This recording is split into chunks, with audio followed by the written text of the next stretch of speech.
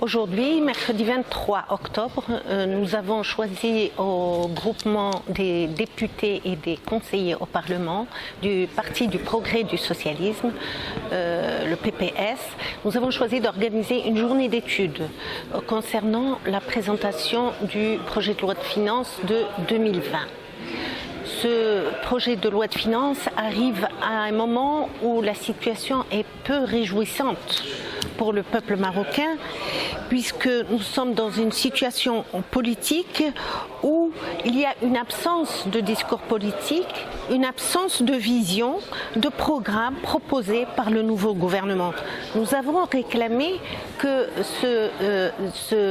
cette loi de finances soit préalablement accompagnée d'une vision de ce qui serait réalisé au cours des 2 années qui restent pour ce nouveau gouvernement. Notre situation dans l'opposition actuellement répond justement à ces insuffisances. Nous avons besoin de développer une vision pour les budgets qui seront alloués en fonction de ce que nous allons obtenir comme résultat. Nous avons besoin de réaliser des performances avec les moyens de l'État, mais qui soient bien identifiés, qui soient priorisés. Le secteur de l'éducation est en crise majeure. Il y a une loi cadre, certes, il y a un programme, mais il n'y a pas actuellement une vision sur les moyens d'arriver réellement à un changement perceptible par l'ensemble. Au niveau de la santé, le budget est trop faible. Il est évident que ce ne sont pas 5,6% du budget qui pourront changer réellement de façon perceptible la situation de la santé dans notre pays qui souffre et tous les citoyens souffrent de la réalité de la santé dans notre pays, de la santé publique et des problèmes qui se posent. Nous avons besoin de convergence entre les différents secteurs pour que nous puissions réellement arriver à des résultats palpables. Nous avons besoin aussi de reconnaître la place des femmes, que le budget sensible au genre qui est pour le pays un acquis, puisque déjà depuis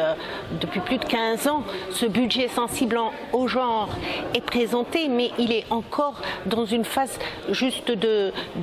citer des indicateurs qui concernent la femme et l'homme et les inégalités, alors que nous avons besoin là aussi de programmes de performance et d'allouer des budgets pour réaliser ces performances, car les inégalités liées au genre, liées entre l'homme et la femme, sont un manque à gagner pour le pays tout entier, pour le développement humain du pays tout entier. Nous avons besoin que les femmes accèdent au travail, parce que lorsqu'elles accèdent au travail, elles permettent de faire évoluer le niveau de la famille, elles consacrent davantage de soins à leurs enfants, elles participent à l'éducation des enfants, elles participent à leur propre développement, et tout ceci contribue, et c'est reconnu par les instances mondiales, que l'inégalité entre les hommes et les femmes fait perdre de la richesse économique et humaine au pays tout entier. Voilà, ce sont un ensemble de réflexions autour de ce projet de loi de finances qui ne change pas grand-chose par rapport au budget précédent, qui reste très sectorisé, qui manque de convergence et de vision pour des réalisations fortes dans notre pays.